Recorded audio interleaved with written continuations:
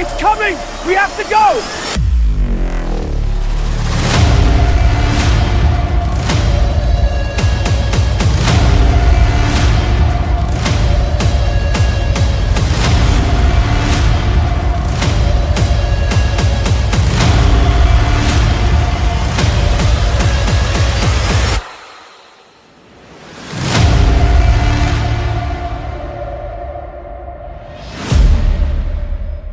ಮಾನವರಾಶಿಯನ್ನು ಬೆಚ್ಚಿ ಬೀಳಿಸುವಂತೆ ಆ ಸಾವಿನ ಸುದ್ದಿ ಕಾಡ್ಗಿಚ್ಚಿನಂತೆ ಹರಡಿತ್ತು. ಆ ಸಾವಿನ ಸುದ್ದಿಯೊಂದಿಗೆ ಕೋಟ್ಯಾನುಕೋಟಿ ಜನ ಆ ವ್ಯಕ್ತಿಯ ಹೆಸರನ್ನು ಗೂಗಲ್ನಲ್ಲಿ ಹುಡುಕಲಾರಂಭಿಸಿದ್ರು. ಗೂಗಲ್ನ ಸರ್ವರ್ಗೂ ತಾಳಲಾರದಷ್ಟು ಜನ ಅಲ್ಲಿದ್ದರು. ಹೀಗೆ ಚರಿತ್ರೆಯಲ್ಲಿ ಮೊದಲ ಬಾರಿಗೆ ಗೂಗಲ್ನ ಸರ್ವರ್ ಒಬ್ಬ ಮನುಷ್ಯನ ಕಾರಣಕ್ಕಾಗಿ ಡೌನ್ ಆಗಿತ್ತು. ಅದರೊಂದಿಗೆ ಟ್ವಿಟರ್ನಲ್ಲಿ ಇದೇ ರೀತಿಯಾಗಿತ್ತು. 1 ಮಿನಿಟ್ನಲ್ಲಿ 5,000 ಟ್ವೀಟ್ಗಳು ಆತನ ಹೆಸರಿನಲ್ಲಿ ಬರುತ್ತಿತ್ತು. ಸ್ವಾಭಾವಿಕವಾಗಿ ಟ್ವಿಟರ್ನ ಸರ್ವರ್ ಕೂಡ ಮೊದಲ ಬಾರಿಗೆ ಡೌನ್ ಆಗಿತ್ತು. ವಿಕಿಪೀಡಿಯಾಗೂ ಕೂಡ ಇದೇ ಸಂಭವಿಸಿತ್ತು.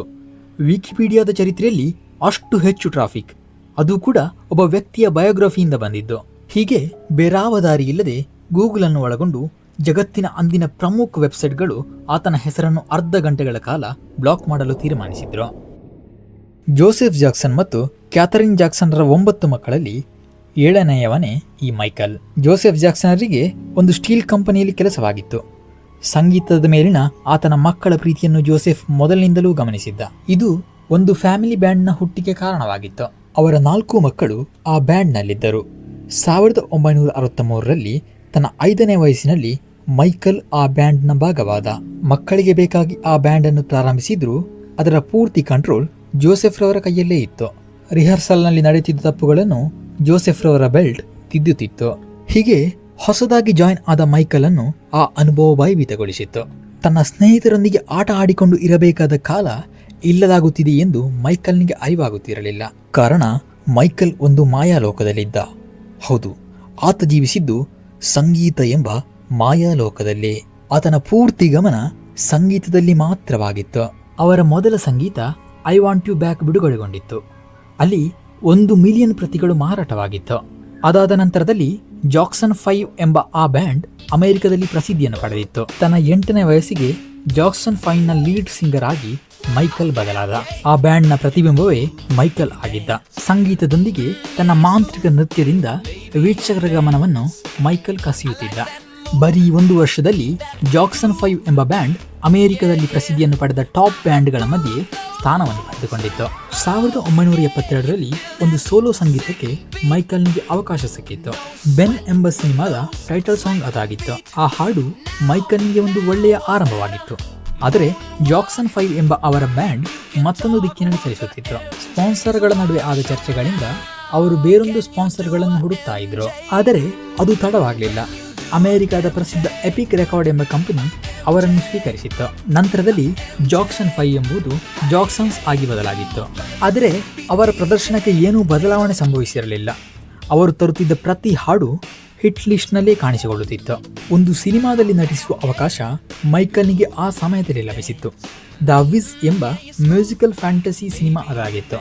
ತನಗೆ ಸಿಕ್ಕಿದ ಆ ಅವಕಾಶವನ್ನು ವ್ಯರ್ಥ ಮಾಡುವ ಕುರಿತು ಮೈಕಲ್ ಯೋಚಿಸಲೇ ಇಲ್ಲ.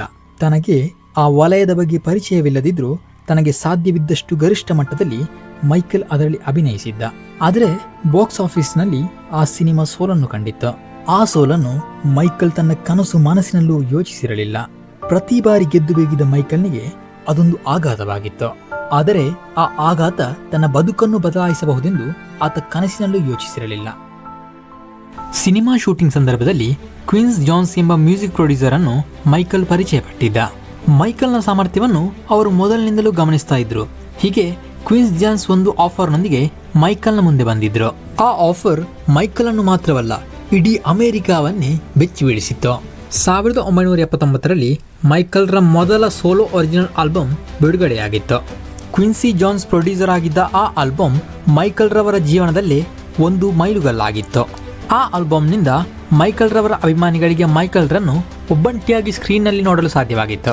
7 ಮಿಲಿಯನ್ ಕಾಪಿಗಳ ಮಾರಾಟದೊಂದಿಗೆ ಅದು ಅಮೆರಿಕಾದಲ್ಲಿ ನಂಬರ್ 1 ಸ್ಥಾನ ಪಡೆಯುವುದಲ್ಲದೆ ಮೈಕಲ್ ರವರು ಅಕ್ಷರಶಃ ಒಬ್ಬ ಸ್ಟಾರ್ ಆಗಿ ಬದಲಾಗಿದ್ರು. ಇದು ಕ್ವಿನ್ಸಿ ಜಾನ್ಸ್ನೊಂದಿಗೆ 9 ವರ್ಷಗಳ ಪಾರ್ಟ್ನರ್ಶಿಪ್ಗೆ ದಾರಿ ಮಾಡಿಕೊಟ್ಟಿತ್ತು. ನಂತರದಲ್ಲಿ 1982ರಲ್ಲಿ ಮೈಕಲ್ನ ಥ್ರಿಲ್ಲರ್ ಎಂಬ ಆಲ್ಬಮ್ ಹೊರಬಂದಿತ್ತು. ಆದರೆ ಅದೊಂದು ಆಲ್ಬಮ್ ಆಗಿರಲಿಲ್ಲ, ಒಂದು ಮಾಯೆಯಾಗಿತ್ತು. ಥ್ರಿಲ್ಲರ್ನ 110 ಮಿಲಿಯನ್ ಕಾಪಿಗಳು ಮಾರಾಟವಾಗಿತ್ತು. ಚರಿತ್ರೆಯಲ್ಲಿ ಮೊಟ್ಟ ಮೊದಲ ಬಾರಿಗೆ ಅಷ್ಟು ಕಾಪಿ ಮಾರಾಟವಾಗಿದ್ದು. ಅದು ವರ್ಲ್ಡ್ಸ್ ಬೆಸ್ಟ್ ಸೆಲ್ಲಿಂಗ್ನಲ್ಲಿ ಗಿನ್ನಿಸ್ ರೆಕಾರ್ಡ್ ಅನ್ನು ಮಾಡಿತ್ತು. 13 ಗ್ರ್ಯಾನಿ ಅವಾರ್ಡ್ ಆ ಥ್ರಿಲ್ಲರ್ಗೆ ಬಂದಿತ್ತು. Greatest artist of the decade ಎಂಬ ಅವಾರ್ಡ್ ಅನ್ನು ಪ್ರೆಸಿಡೆಂಟ್ ಆದ ಜಾರ್ಜ್ ಬುಷ್ ಅವರೇ ಮೈಕಲ್ನಿಗೆ ನೀಡಿದ್ರು. ಅಲ್ಲಿಯವರೆಗೆ ಅಮೆರಿಕದಲ್ಲಿ ಮಾತ್ರ ಪ್ರಸಿದ್ಧಿಯನ್ನು ಪಡೆದ ಮೈಕಲ್ ಇಡೀ ವಿಶ್ವದ ಮೂಲೆ ಮೂಲೆಗಳಲ್ಲಿ ಮನೆ ಮಾತಾದ. ಇಡೀ ವಿಶ್ವದಲ್ಲಿ ಅದೊಂದು ಟ್ರೆಂಡ್ಗೆ ದಾರಿ ಮಾಡಿಕೊಟ್ಟಿತ್ತು. ಮೈಕಲ್ ಬಳಸುತ್ತಿದ್ದ ವಸ್ತುಗಳು, ಶೂಗಳು, ಡ್ಯಾನ್ಸ್ ಸ್ಟೆಪ್ಗಳು ಎಲ್ಲದರೊಂದಿಗೆ ಎಲ್ಲರೂ ಮೈಕಲ್ ಆಗಿ ಬದಲಾಗತೊಡಗಿದ್ರು. ಮನುಷ್ಯ ಚರಿತ್ರೆಯಲ್ಲೇ ಇಷ್ಟು ಪ್ರಸಿದ್ಧಿಯನ್ನು ಯಾರೂ ಪಡೆದಿರಲಿಲ್ಲ. ತನ್ನ ಸಂಗೀತದಿಂದ ಇಡೀ ಭೂಮಿಯನ್ನೇ ಮೈಕಲ್ ಆವರಿಸಿದ್ದ.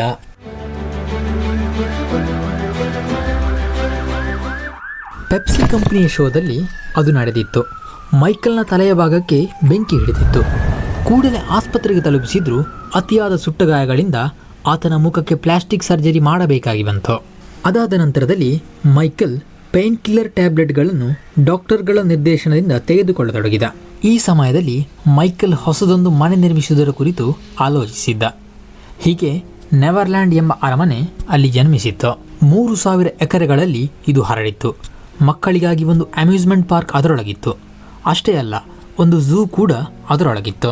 84 ಸ್ಟಾಫ್ಗಳು ಅದರೊಳಗಿದ್ರು. ಮಕ್ಕಳಿಗೆ ಅದೊಂದು ಮಾಯಾಲೋಕವಾಗಿತ್ತು. ಅನೇಕ ಮಕ್ಕಳು ಅಲ್ಲಿಗೆ ಭೇಟಿ ನೀಡ್ತಾ ಇದ್ರು. ಅಷ್ಟೇ ಅಲ್ಲ, ವಿಶೇಷಚೇತನ ಮಕ್ಕಳನ್ನು ಕೂಡ ಮೈಕಲ್ ಅಲ್ಲಿಗೆ ಕರೆಸುತ್ತಿದ್ದ.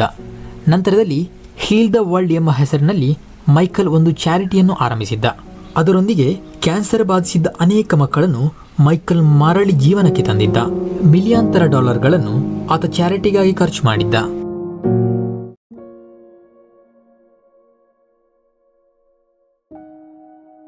ಮೈಕಲ್ನ ಡೇಂಜರಸ್ ಎನ್ನುವ ಆಲ್ಬಮ್ ಆ ಸಮಯದಲ್ಲಿ ಹೊರಬಂದಿತ್ತು. ಆಲ್ಬಮ್ ಎಂದಿನಂತೆ ಸೂಪರ್ ಹಿಟ್ ಆಗಿತ್ತು. ಆದರೆ ಅಲ್ಲಿ ಸಣ್ಣದೊಂದು ತೊಂದರೆ ಉಂಟಾಗಿತ್ತು.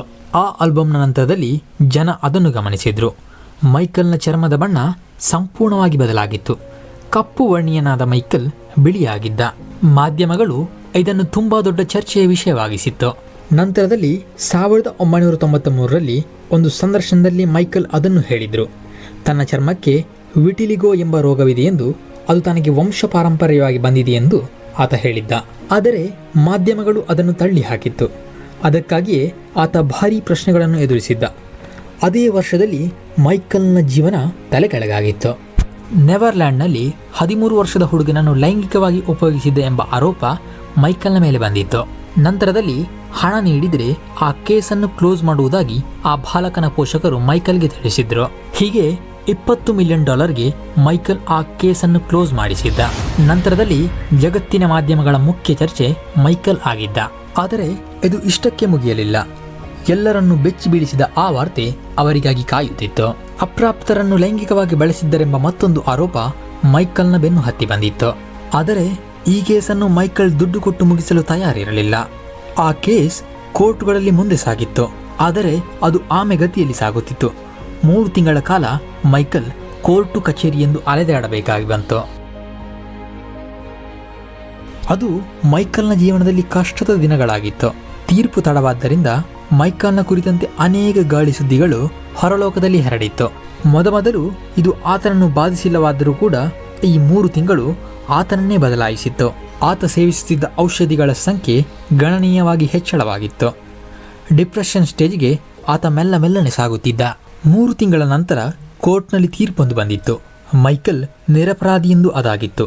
ಆದರೆ ಅದಕ್ಕೆ ಮೈಕಲ್ನ ಆರೋಗ್ಯವನ್ನು ಮರಳಿ ತರಲು ಸಾಧ್ಯವಾಗಿರಲಿಲ್ಲ.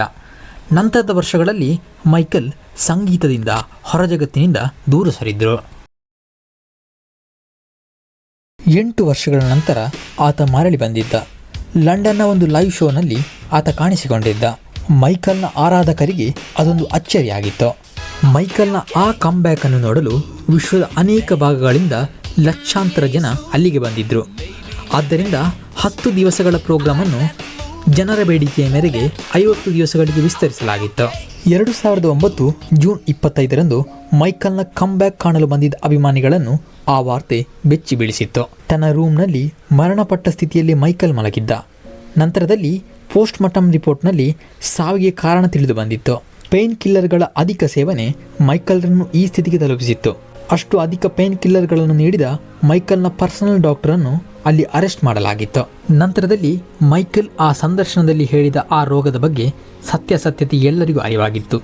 ನಿಜವಾಗಿಯೂ ಆತನಿಗೆ ಆ ರೋಗವಿತ್ತು. ಅದು ತನ್ನ ಖಾಸಗಿ ವಿಷಯವಾದ್ದರಿಂದ ಅದರ ಬಗೆಗಿನ ಹೆಚ್ಚಿನ ವಿವರಣೆಯನ್ನು ಆತ ನೀಡಿರಲಿಲ್ಲ. ಆತನ ಮರಣ ಎಲ್ಲರಿಗೂ ಒಂದು ಆಘಾತವಾಗಿತ್ತು. ಸಂಗೀತವನ್ನು ಪ್ರೀತಿಸುವ ಜನಗಳ ಹೃದಯದಲ್ಲಿ ಆತ ಇಂದಿಗೂ ಸಾವಿಲ್ಲದೆ ಜೀವಿಸುತ್ತಿದ್ದಾನೆ.